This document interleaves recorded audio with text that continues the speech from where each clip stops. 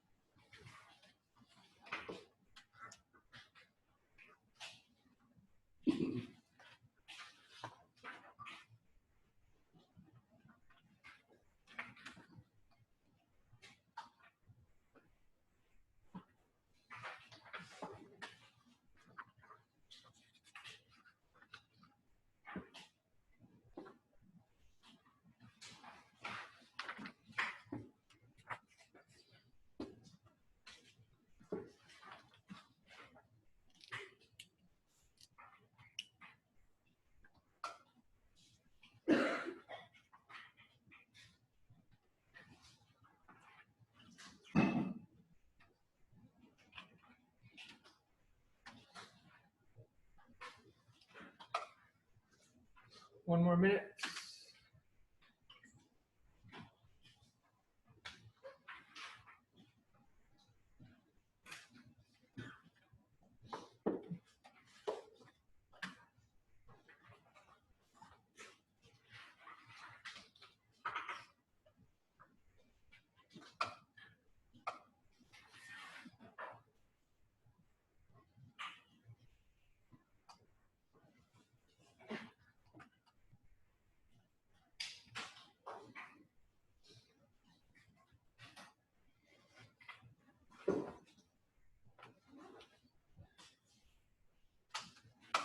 Okay, that's time.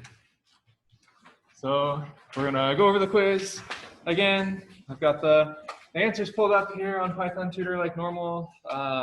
Feel free as we're going over them, going over the questions, to interrupt me and ask whatever questions you have about the problems on the quiz. But this first one is about this enumerate function. And again, probably 80–90% of for loops that I write in the real world with Python use this enumerate function. And the idea is that instead of just getting only the index or only the values, you get both the index and the value at the same time. And so looping over here, the I is always going to be the index. The name is always going to be the value in this list, which is a name. And then our text is always going to be of this format. Number whatever is whatever. Number I is name. And so do that a bunch of times. Then our list down here, bleeding off the edge of the screen. And I was asking for the very last position in the list. Accumulator at -1. And so number 4 is Eve. Is the answer for number 1.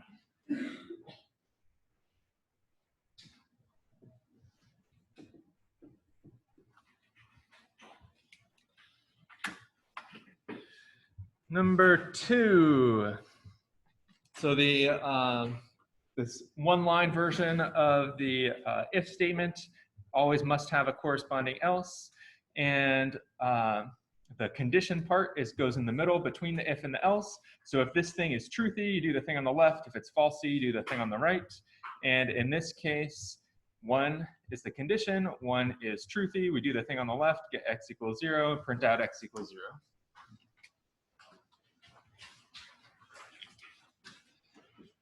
And you may have noticed on recent quizzes, there's a lot of these questions that involve like the truthy or falsiness. For whatever reason, Python programmers love to rely on truthiness and falsiness of expressions. So it's just something that comes up a lot in Python. Most programming languages have this somehow built in inside of it, but there's just a culture in, say, like the C programming language or Java of not relying on truthiness and falsiness. But in Python, the culture is that you always rely on it in all circumstances. So that's why there's been lots of questions involving truthiness and falsiness. And now for the potentially more tricky ones involving the list comprehension. So this is number 3 right here. And we have our sentence up here. Down here, I've just broken up the tokens line into 3 different lines to make it so it doesn't bleed off the end of the page. When I'm programming, actually in VS Code, I'll often do this for larger list comprehensions. And so this first portion right here is like the actual computation I'm doing. So it's the stuff inside the for loop. Here's the for loop. And then here's the if statement. In this for loop right here, so I'm looping over sentence.split. Sentence.split, when you don't provide anything inside the parentheses, is going to split on any sort of white space. And so it's basically going to find all the different words and store those in this token variable. And then the filter is only going to keep those tokens that have the letter T inside of them. So stepping through.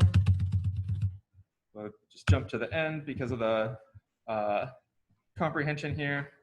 And the tokens list is sentence, with, and it, ignoring this because the big T is not captured by this right here. We have a lower up here in the computation, but no lower down here in the filtering aspect. So we don't keep the big T this, and we just have 3 things in our list over here. So that's why the output over here is 3. Question? Can you go over why you wrote it? Yeah, so the question is, why did I write this like this? And the answer is that this is exactly the same as before. I think on the quiz it looks like this. I split it out into multiple lines just because when you, on Python Tutor, it didn't fit on a single line. So I wanted to make sure that we could all see what the whole thing looked like. And so I just added some white space like this. It doesn't change the meaning at all. It's exactly the same thing. This just made it so that we could see the whole thing at once inside of Python Tutor. Your question? Yes. So if instead of the first word sentence is that, and then there's a lowercase t at the end of that, when you go into the list as lowercase t, if the first word in the sentence was that, would that go in lowercase? Good question. Yeah. So here. That instead of this, that's interesting because it has 2 T's instead of just 1 T. The first T is uppercase, the second T is lowercase. And so now on this if statement right here, when we have token is going to match, this is going to be one of our tokens. And the lowercase t in token will match this lowercase t right here. And then, so it will be included, we'll do the computation on that token and it will get included in the list. And then this thing right here will be lowercase by this computation. So when we run this, I'm gonna just press the last, scroll over so we can see it all. And so now we see that that is included all lowercase.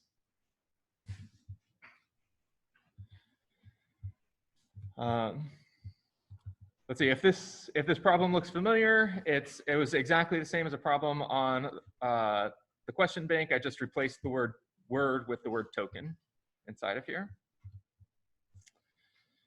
But good questions. Any other questions so far?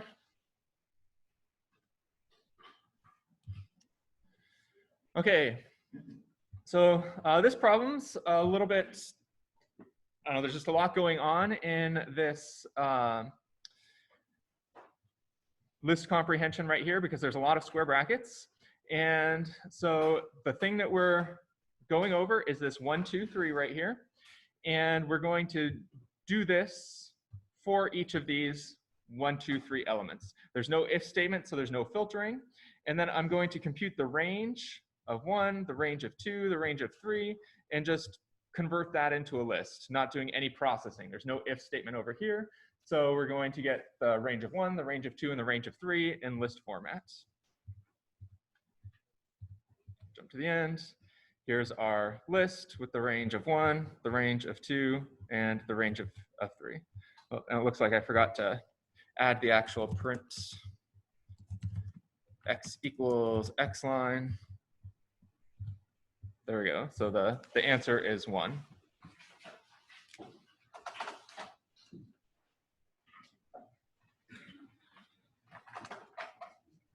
And let's see, this is the sort of list comprehension that if I were reading like somebody's code, I probably would just pronounce this as like blah in my head and skip to the next line, just thinking, okay, there's some complicated list right here. Maybe I'll need to go through and actually think about what it is, but I'm not going to try to like actually spend the effort to parse it unless it turns out it's going to be really useful for whatever I'm trying to debug.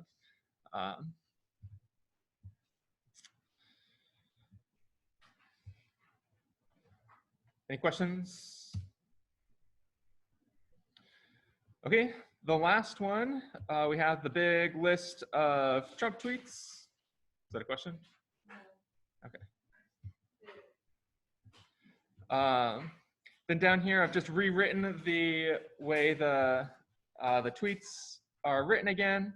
And what this is doing, there's no computation. looking over all the tweets, and then if iPhone is in the source of the tweet. So not the text of the tweet, but the source of the tweet. So finding all the tweets sent from an iPhone. And so the answer here is 3. I do have a question now. Yes. Lists are changeable, or like not immutable. Lists are mutable. Yes, Mutable. you can change them. Okay. Cool.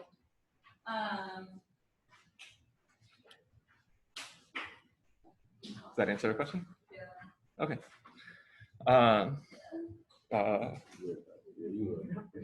Miles, go ahead. I'm not understanding why the capital T in problem 3, like this isn't included. Because isn't the token dot lower isn't like the token dot lower appended? Like, isn't it like everything is lowercase? Yeah, so it's a great question. The question is, here we have the word this with the capital T, and when we run this and look at the final list, the capital T this is not included down here. And the question is, why is that the case? And in order to see this, I'm using the word this a lot here. In order to see why that's not the case, we're going to just go through the steps of desugaring this right here. So we start with tokens equals the empty list. That's going to be our accumulator. Then we copy and paste this for loop right here. For token in sentence dot split. And then the if statement is exactly this right here. If t in token, and then this part right here is tokens dot append token dot lower. That this part right here, even though this has the lower inside of it, that lower is the computation that we're doing on things that get filtered, that match the filter. So we're only appending the lowered version if it actually contains the lowercase t as part of its regular token. If I had changed this so that the dot lower was right here, if t and token dot lower, then this word here would get included. But since the dot lower is not here, it's up here, that's why it's not getting included. Does that answer your question? Yeah. Sophia? Yeah, for the last one, if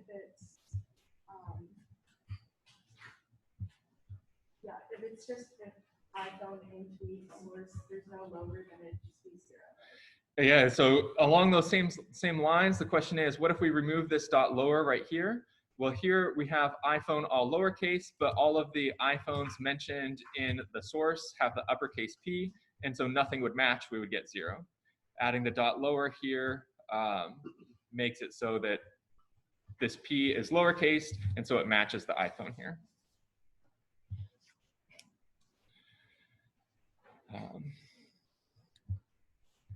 Good questions. Oh, yeah. Sure. Question is about number 2. So here we have the one-line version of the if statement, and this desugars to if 1, x equals 0, else x equals 2.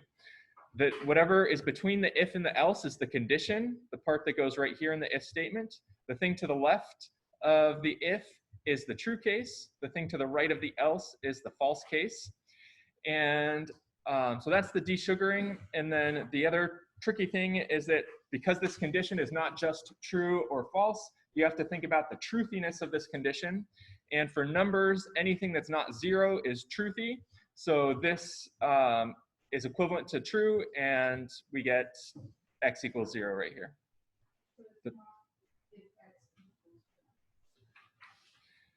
Great question. So this is different than x equals 0 if x equals 1 else 2. This is different. Yeah. And this would actually give us an error because x wouldn't be defined yet.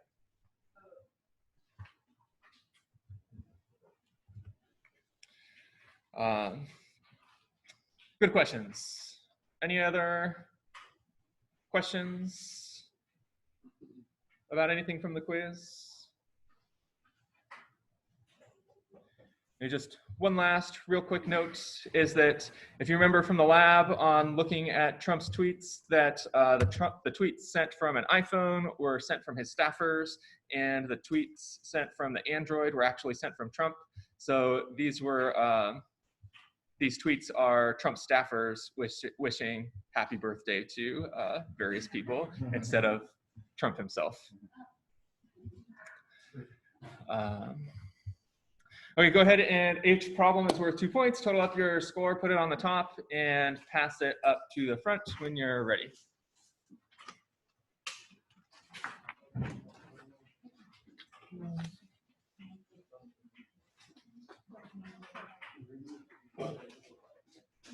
We're going to be going over the exceptions. So getting out the exceptions quiz handout is are there any other quizzes?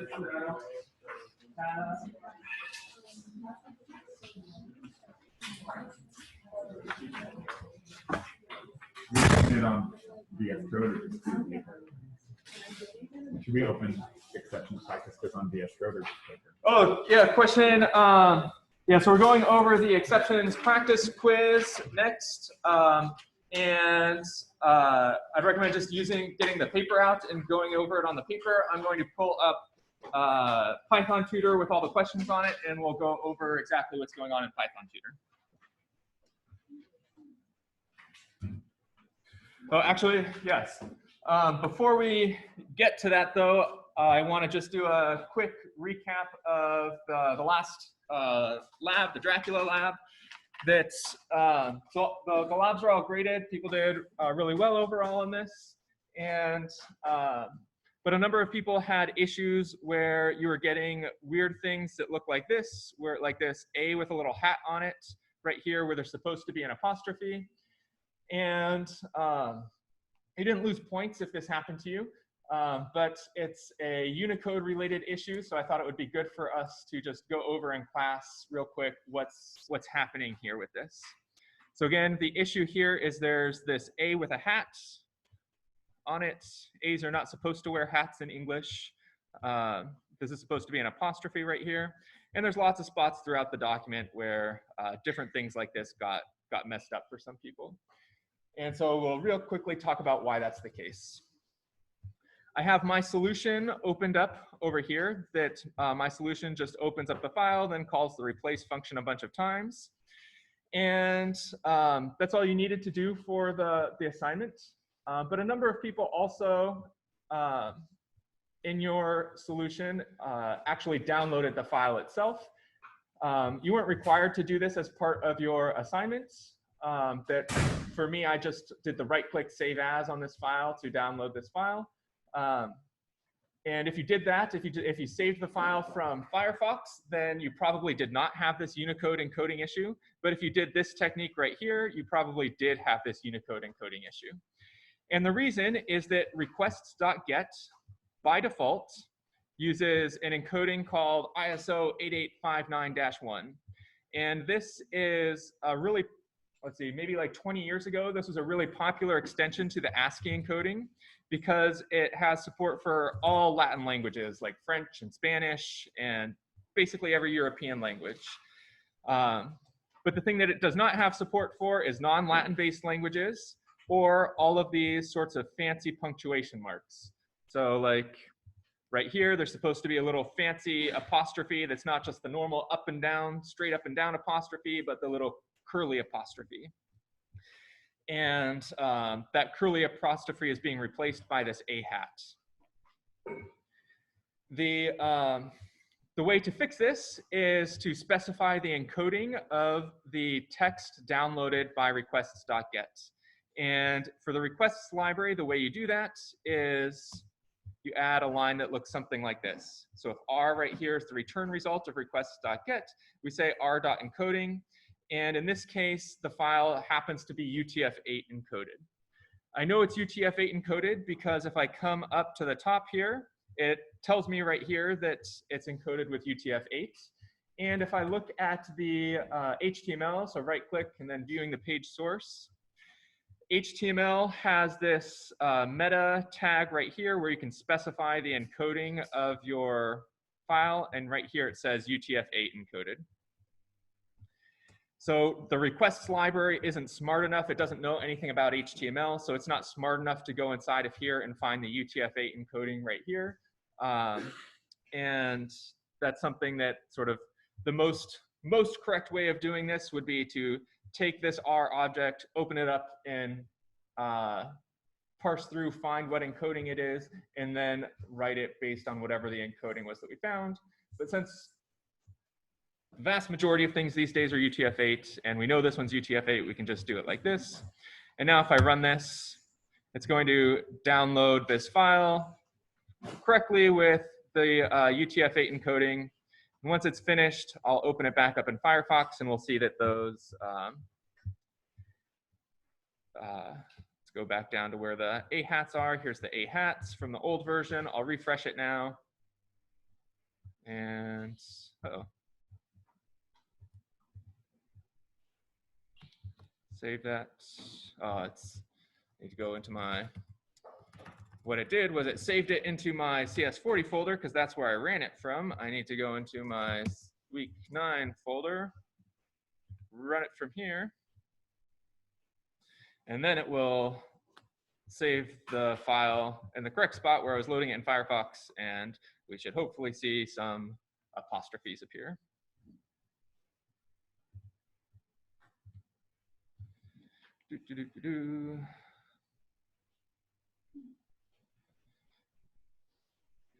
Downloading with the requests library always seems like it takes much longer than downloading with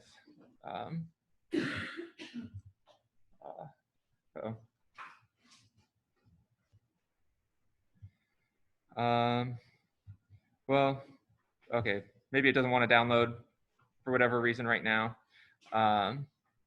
but I promise you that if it was working, these A hats would go to apostrophes. So yeah, the takeaway is that anytime you see weird characters appearing in anything that you're opening from a file or downloading from the web, it means that somehow your encoding is set incorrectly and you'll have to change that somehow. Any questions about that? Eddie?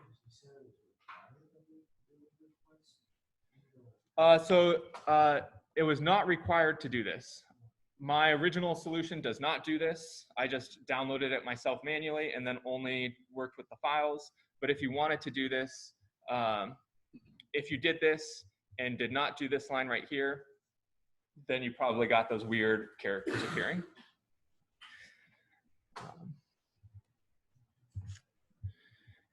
One last thing to note about this assignment. So we got Dracula from Project Gutenberg. Turns out that Project Gutenberg up until last week was banned in Germany due to legal reasons and lawsuits, but just last week, Project Gutenberg settled those lawsuits and is now available to people in Germany.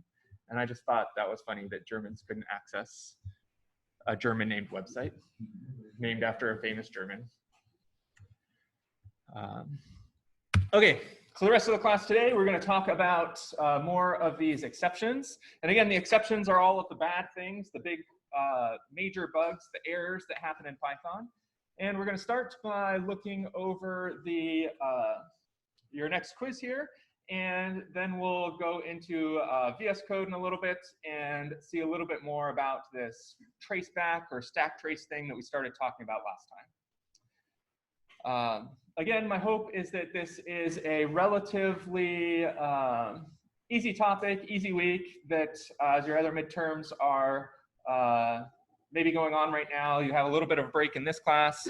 And then next week, what we're going to be talking about is writing bots that travel Reddit and spread fake news on Reddit.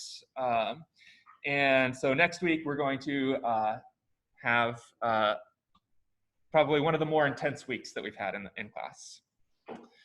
But this week is hopefully relatively easy. And then one last administrative note is that there is another quiz on Monday, and the quiz on Monday is not for these exceptions. The quiz on Monday is for the beautiful soup, and it's the following Monday, 2 weeks from now, that you have the quiz on these exceptions. So you'll have a while to study for this, for that next quiz. Any questions on anything admin-wise or anything at all before we get started on the exceptions? Okay, so I have the first problem on your exceptions practice quiz opened up here. And again, for all of these problems, you'll have to determine, the first thing to determine is whether there is an error or not, or whether it runs forever. And again, the only time something can run forever is if there's a while loop. So there's a while loop here, so it's possible that this might run forever. But let's step through it. So XS starts as the empty list. Now we have. You said that if it's a while, if you only do an exception if it's a while loop. It can only run forever if it's a while loop. Oh, okay. Exceptions can happen on all the problems. Terminates without error can happen on all the problems. Runs forever can only happen if there is a while loop.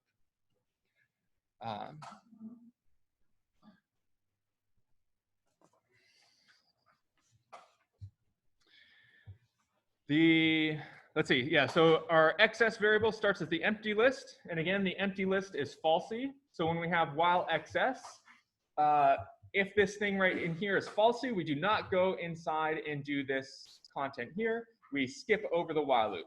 And this is falsy, so we'll skip over it, come down to the print statement. The print is not, this total variable is not defined anywhere. So what exception am I going to get? Correct, a name error. So there's these 8 different exceptions we went over last time that you'll be required to know for the quiz. And there's no cheat sheet or anything, but feel free to print out, if you would like to, the notes that we had from last time. That was the exceptions.py file that goes over the 8 different exceptions and some examples of what causes them and what does not cause them. So the name error is the exception that you get when a variable is not defined and it is not inside of a function. Name error, when a variable is used that has not been defined, that's both name error and unbound local. The difference between those two is that you get a name error in these cases when you're not inside of a function. You get the unbound local in this case when you are inside of a function.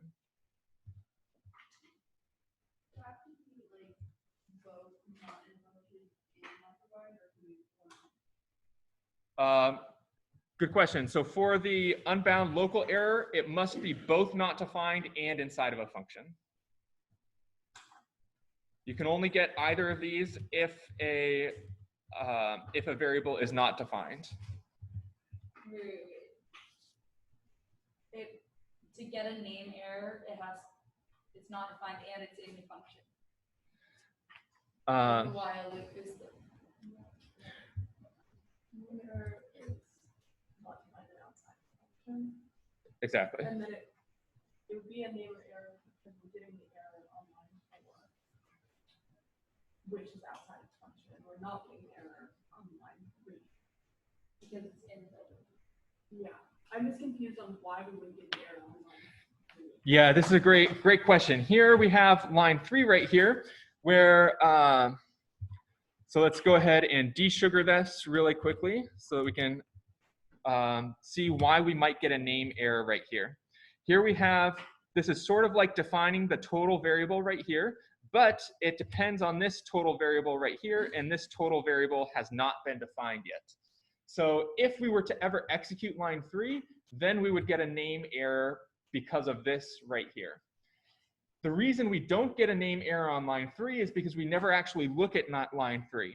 This while statement, this is falsy right here. So we never go inside here to line 3 and we skip over it, and right here we get a name error. If I change my XS variable right here to be a list that contains 1 instead of the empty list, now this list right here is truthy instead of falsy. this list right here is truthy instead of falsy. So when I do while something truthy, I will go inside of this, this while statement, and we'll get the name error. Let's visualize this execution and we'll walk through it again. So now, because XS is truthy, I'm going inside of inside of the while to line 3 right here. And when I execute line 3, I get this name error, name total is not defined. It might be tempting to think that this is an undefined local error because it's inside of something, but the something that's inside of is a while loop and not a function. So it's still a name error. In order for this to be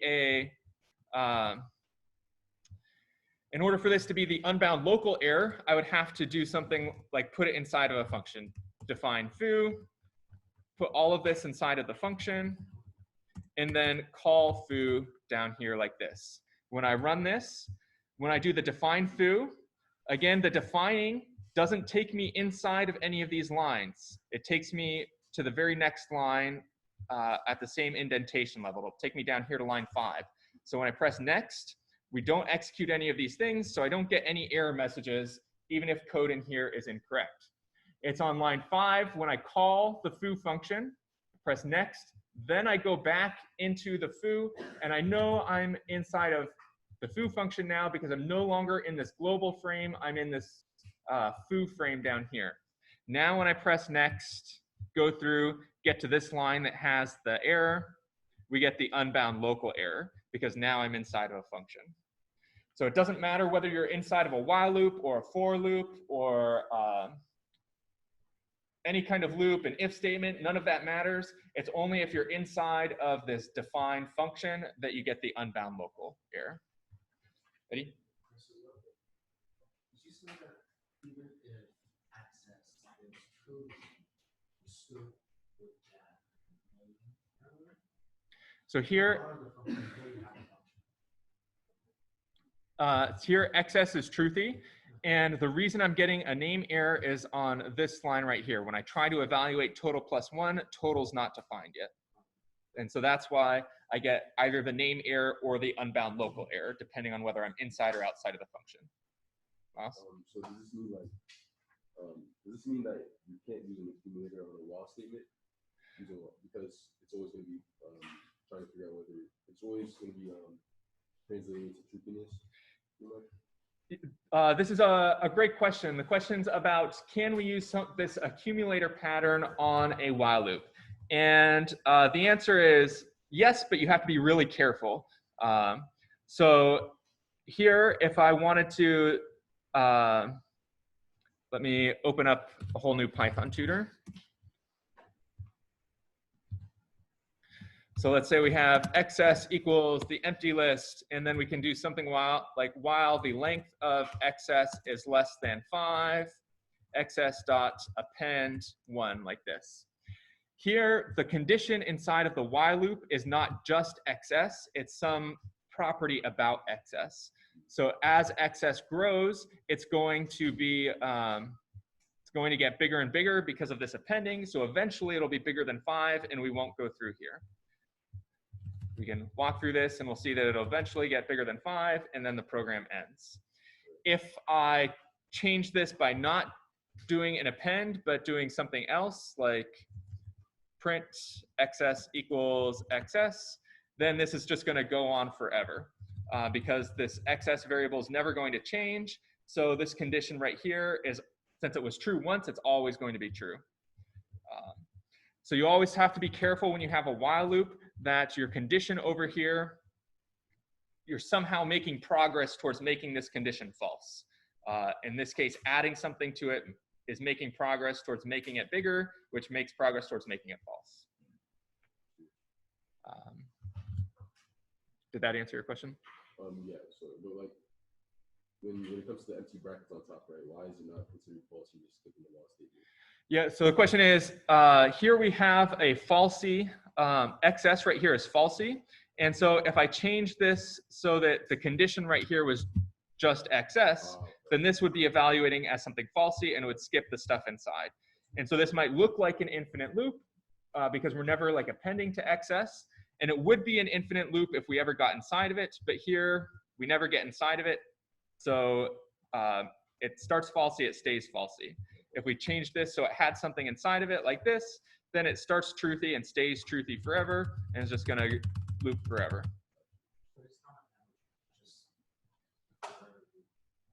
Sorry, can you say that again? So it's not really much, it's not an error, but it just loops.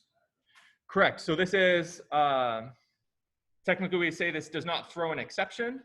It runs forever. So if you had a problem that looked like this, you would circle the runs forever on the quiz. Is that LT? So for this like original question, it's a name error because the variable is not defined. Exactly. So back to the original question like this, we get the name error because here we're using this total and this total is not defined anywhere yet. Ellen? Back to the one where it's like running forever. If you did excess.append1, that would also like run forever, correct? Correct. It would just like be adding 1 to. Yeah. So this will also run forever. It's just now going to keep changing that excess list, making it bigger and bigger and bigger. Okay.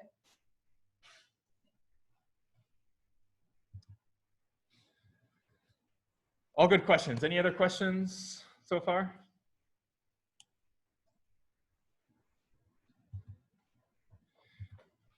Maybe a good takeaway from this is that, so we've seen like, I don't know, a couple different variations of this problem, which were all very, very minor variations of each other. We're just changing like one character, changing this one, adding it, getting rid of it, slightly changing the condition inside the while loop. And by doing these very, very minor changes, it can totally change whether like what the problem's doing, whether it's running forever, throwing an exception, not generating an error at all. And so you'll need to be very, very careful on this quiz to really pay attention to those details. Okay, problem number 2.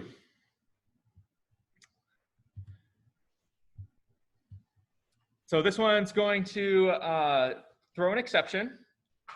Is anybody brave enough to shout out what you think the exception is going to be? Type error, correct.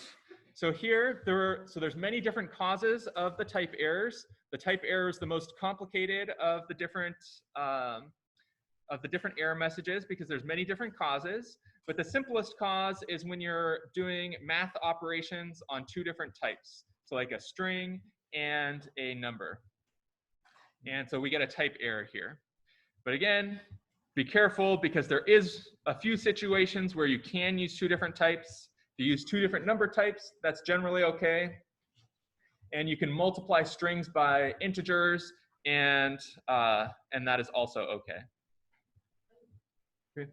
So for the second line, for the assert, the result, would that generate an error? Or because if the result equals, if you get a type error at that stage, but you're not asserting technically a false statement, right? Like you're asserting an error statement. Yeah. Yeah, so this is a great question. The question is about, so here, the assert has the potential to throw an error for us. But in this case, we're never even going to get to this line. That as soon as an error message happens, Python stops. So as soon as we get this error message right here, the type error must be string, not int, Python just immediately stops, and we never get down here to line 2. If I change this code to make line 1 acceptable, say adding the string command here to convert this integer into a string, now this will not generate an error, so we will go down to the assert statements. We'll press next, we do go down here, and now the question is, does assert result generate an error? And remember that the assert function generates an error only when the thing inside parentheses is falsy. In this case, we have a non-empty string, so this is truthy, not falsy, so we're not going to generate an error, and we'll go down to the print statement. Yeah. So you can't add a string to a number, right? So does that mean if the string just had a number in it, right? Like quote 5, quote, and quote, and then plus just a number, that also would not work because the number is just a string. Exactly. So the question is, what if we had something like this, number 5 plus 5? Does this work? And the answer is no, because it looks like a number, but it's not a number, it's a string. In this case, we could convert the string into an integer like this, and that would be okay. But in general, you're probably wanting to convert the integer into a string. Yes? When you did a string times an integer, would it create 3 different perfect, great, thank you. So when you have the string times an integer, it repeats the string that many times. And it's important that the number must be an integer, because if we did like 10.5, it doesn't make sense to repeat a string a half of a time. And so any sort of floating point value, even if it's 10.0, will generate an error. And that's the type. And it generates the type error. Question?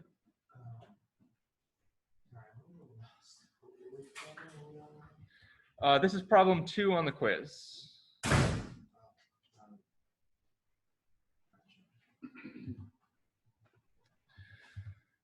Okay, problem number 3. So here we have s equals hello, and then that's okay. Now we have s.append world, and again, strings are not mutable; they are immutable. The append function mutates the thing to the left, and so it works on lists, but it does not work on strings. The thing to the right of a dot is technically called an attribute in Python. So we get an attribute error because the append does not exist. The append attribute does not exist for the object string.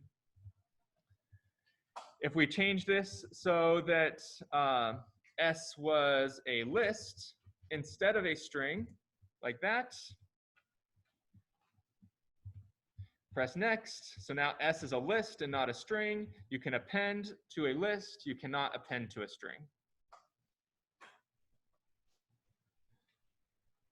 Any questions on this problem? Is that a question, Eddie? No. Okay. So these first 3 problems on this quiz, they all had, on the practice quiz, they all had exceptions thrown just to give you practice with seeing different exceptions. On the real quiz, they're not all going to necessarily throw exceptions. You should be looking for the has no errors or runs forever. And in the question bank, there's a lot of variations of these problems in the question bank to give you practice with all those scenarios. These first 3 problems are also basically review from Monday. And then number 4 here, we're introducing a new syntax in Python. This try and except. What this does is you can put code inside of the try block. We call the stuff that's indented after the try block. And if an exception is thrown by this code right here, we can do what's called catching the exception, and we'll report the error down here. So we're going to see a couple of different variations on this to see exactly what this try and except do under different situations. Oops. So we'll start with this situation. So we have xs equals the list 1, 2, 3, and then we're going to try to do this. We'll see if we can. We'll try it. So result equals xs at position 2. This is perfectly okay thing to do because 2 is a valid index of this list, so we do not get an error message. And we come down here and skip all of this. We do not execute this when there's no error message here. And we come down here and print result equals result and get the answer 3. So that's the first case, is when there are no errors down here, you just totally skip the except block. The next case is when we do have an error up here. So I'm going to change this from a 2 to a 3 like this. So now this is not not a valid index. We have the number 3 as a value, but there is no index 3 in this list. So now when I visualize this, I'll press the next button and the next button. And when I get right here, we're going to throw an exception. The exception that's going to be thrown is an index error. And in an index error, remember, is when you have a list and you use a number that's not a valid index, you get an index error. The key error only happens when you have a dictionary. So when you have an error message, like an index error, and it does not match what happens in the except over here, then the program just dies exactly like it would without this try and except block. That this is the very last, this right here will be the very last line to be executed, and we're not going to come down to this print statement.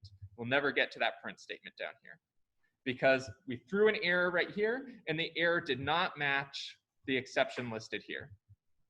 That's case number 2.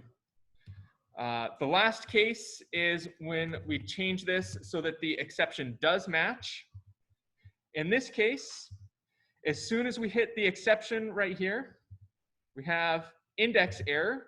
We still see that exception listed as an exception that's happening, an exception that's being thrown. But now Python's going to go down into this except clause right here, see that index error matches what we previously had, and then delete that error message from down here. And it will go inside and run this down here, saying result equals -1, and then printing results equals -1. Question?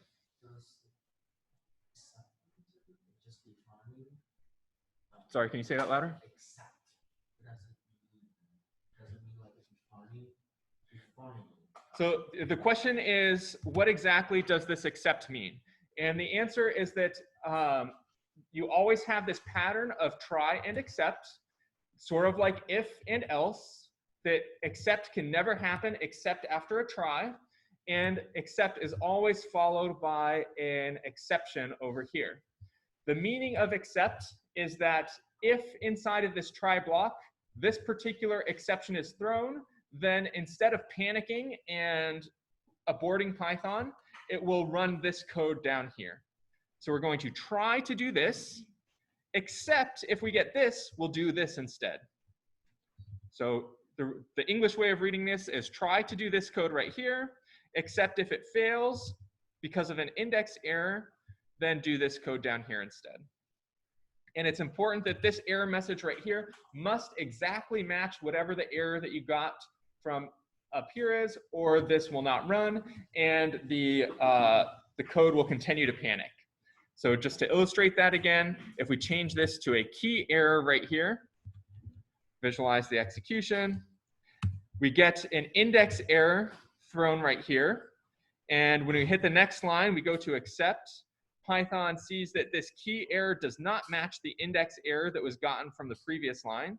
We got an index error here, but it says key error here. So because those things do not match, it does not go inside this except, does not run this code, and never gets down here. Python panics, and everything's done. Exactly. So the question is exactly what do you put on your quiz? And so you'd say it throws an exception, and you'd write index error as the exception.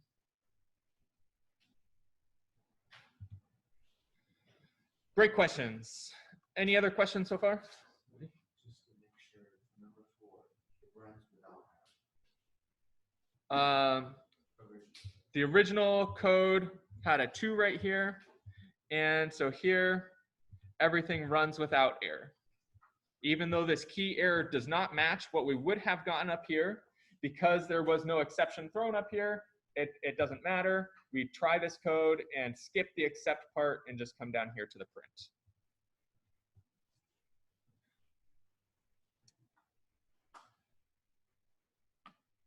Good question. Any other questions about the try and except so far?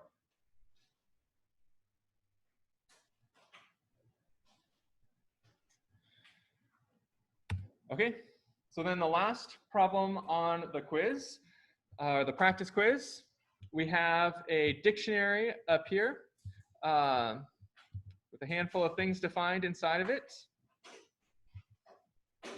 There's our grades dictionary. It has Alice and Bob inside of it, pointing to these two separate dictionaries. And now we get to our try and accept.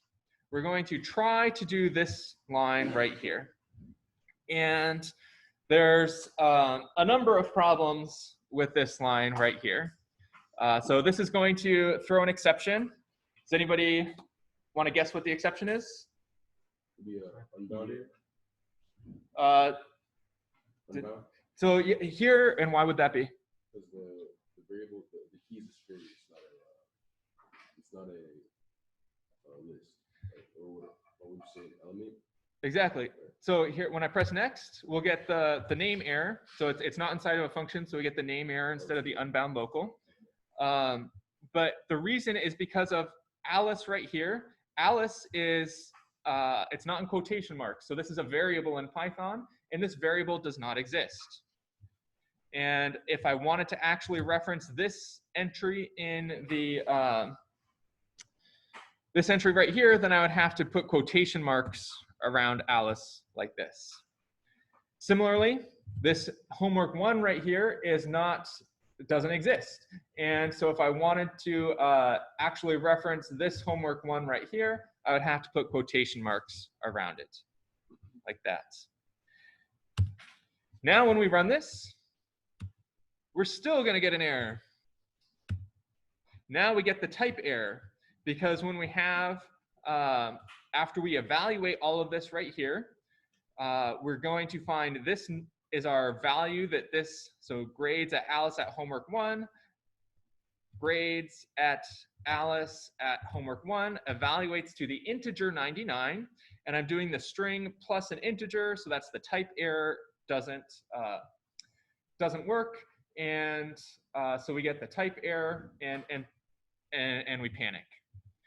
In both of these cases, we had the name error originally, the type error second. It didn't match this index error, so we never went down here into our output equals oops and remained panicked.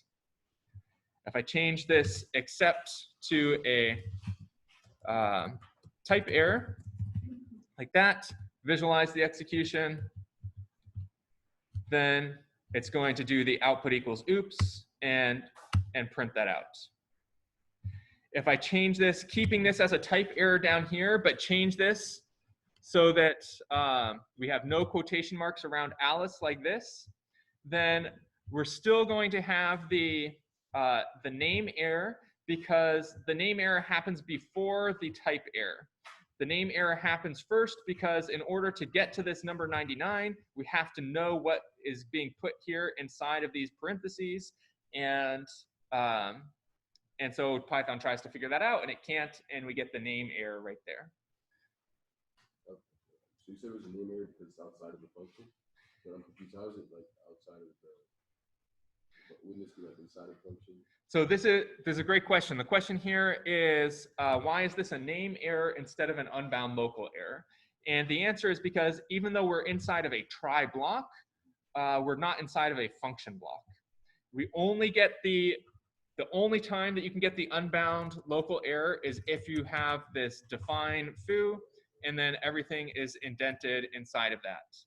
If something's indented for any other reason, whether it's a try, an except, an if, an else, a while, a for, any other reason that it's indented, then as long as it's not inside of a function, it will get the unbound. So if it's not inside the function, it will get the name error. If it's inside the function, it will get the unbound local. If it's inside the function and inside of a try block like this, that's okay. It's still inside the function, so this will still be the unbound. I have to actually call the function. So we go inside of foo, come down here, get to this line right here, and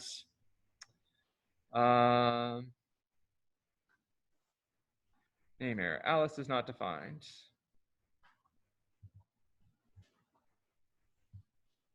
Interesting.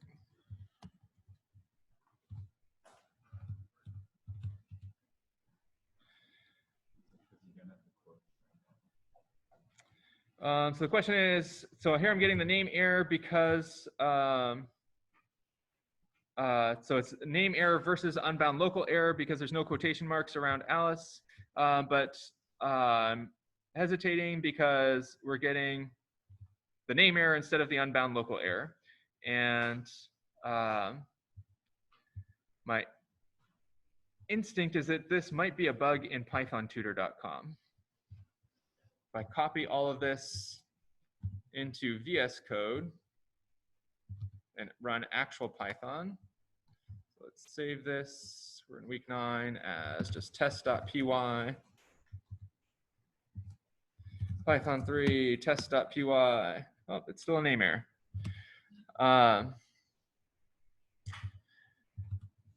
So the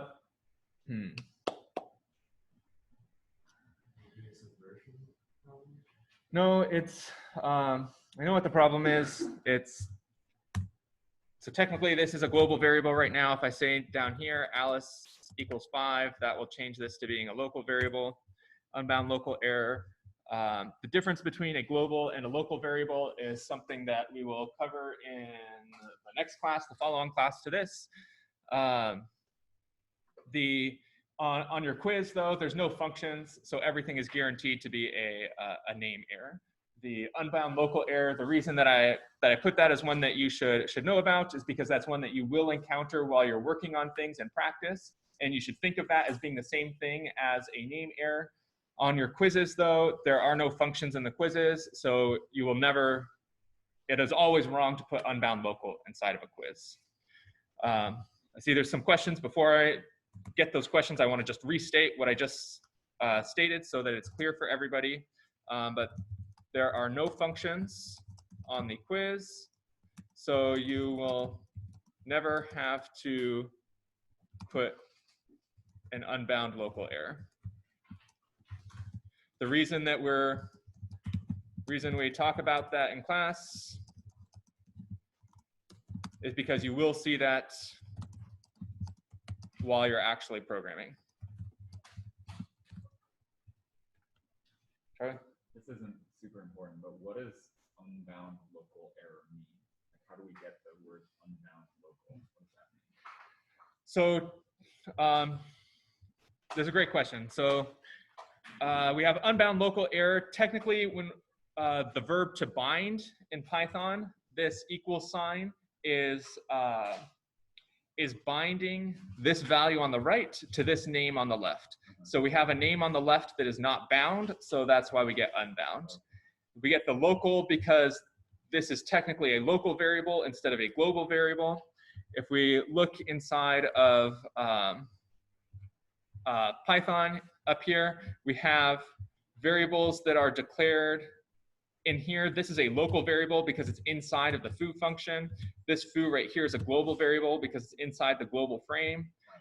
There are various subtle differences between these two things that don't matter for this class. They don't come up at all. So Python itself has to treat local variables and global variables differently. So that's why there is a separate error message for unbound local error versus the name error for the global errors. And the important thing here is that you can just think of unbound local and name error as synonyms. So unbound local error and name error are synonyms. This one can only ever appear inside of a function, though. Hey. Why isn't Alice great, right? An index or key error? So the question is right here, why is this non-index or a key error? And the answer is because Alice is a variable. Python needs to know what is the value of this variable before substituting it into grades, looking up the appropriate position in grades. The variable Alice could be equal to like some random gibberish, in which case, if it was equal to this, then we would get a key error because this key does not exist in this dictionary. But the variable Alice could also just be equal to Alice, or even more confusingly, it could be equal to Bob. And then when we did grades at Alice, that would find this dictionary right here and give us this position. So in order for Python to know whether this is a valid key or not, in order for Python to even get to the step where it might be a key error, it first has to figure out what is the value of this variable. And if that variable is not defined, then it will get the name error before it's ever able to get the key error. Does that make sense? So, for example, Alice defined here, but Alice in the bracket still without a quotation, that is going to be a key error. Exactly. If we have Alice equals some gibberish like this, run that, then we get the key error because that gibberish is not a key in the dictionary. So it's perfectly okay to use variables as your thing inside the square brackets, as long as that variable is assigned to something that is a key. Okay. If we have like brackets, quote Alice, and then, oh, so if we have brackets like quote homework 3, and then brackets Alice, no quotes, would that throw a name error first, or would that throw like your key error first? Yeah, good question. So here Python's going to, let's go ahead and run it. And we get, Python always works from left to right. So doing the order of operations, Python first tries to evaluate this right here. Homework 3 is then found to not be a key inside of grades. And so this gives us the key error before we even get to the stuff on the right. It is technically possible actually that this command right here could define the variable Alice and make something like this work even when this is not a variable. So that's why it has to work from left to right. But that's the technical reason. You're not on the quiz. There will not be an example like this where there's sort of yeah, this particular situation is not one that you have to know though. I know that you said it's not a variable, but like, yeah, like homework 3 isn't homework 3 not a variable in the function? So why is it a name error? It's like homework 3 doesn't exist in the. It's a key error. Right, but I'm saying why isn't it like a name error instead? Because homework 3 isn't defined. So because it's inside quotation marks, anything inside quotation marks can never give a name error. If we had it without quotation marks like this, then we would get the name error.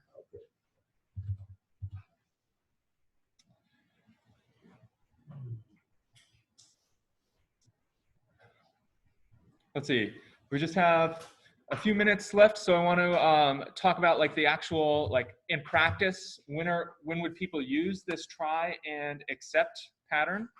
And the way that it comes up is, so let's try to, so we've seen how to open files before, something like with open does not exist. So this file does not exist as f, and do text equals f dot read, print text equals text like that.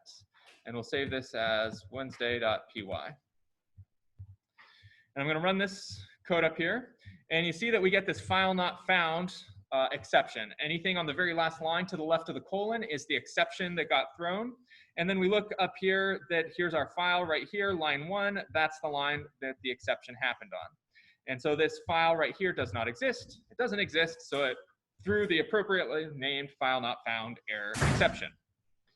So now the question is, what do we do if like we don't want to panic if we try to load a file that doesn't exist? We want to do something reasonable, like ask the user for a different file name. And that's where these try excepts come in very frequently. So try and then accept. And the thing that you put after accept is always exactly what is ever to the left of the colon. So the file not found error is not one that you have to have memorized. There's lots of these different, hundreds of these exceptions inside of Python. You always just put whatever's to the left of the colon right here inside of the accept. And then here we can say print failed to load file like that. If we run that, Then we see that up here it prints failed to load file. And then down here we get this name error, name text is not defined. This is happening on line 7 of my program, line 7 right here. This text is not defined because we tried to do this line right here, but we failed to do this line right here. So we only want to do this line if this one succeeds. And so the way to do that is to put this inside of the try as well. It'll try to do this. If this part fails, it'll never get here. It'll immediately go to the except. But if this succeeds, it'll keep going. And so now when we run this, we get failed to load file like that. No other error messages. One last example of what about the requests library? Import requests, requests.get bad URL like this. Run that. Failed to load file. Big giant error message down here. In order to catch this exception, we copy and paste everything from the left of the colon into the except clause. So it'll be try that, except that, print bad URL. Run that, and this no longer panics our program. So on the lab this week, you'll have to play around with doing this a little bit in different situations. But on your quiz, it's only the problems from the quiz and those 8 exceptions that you have to know. That's the end of our class today. If you have any more questions, I'm happy to answer them. But otherwise, I'll see you all on our next class. Yes, go ahead.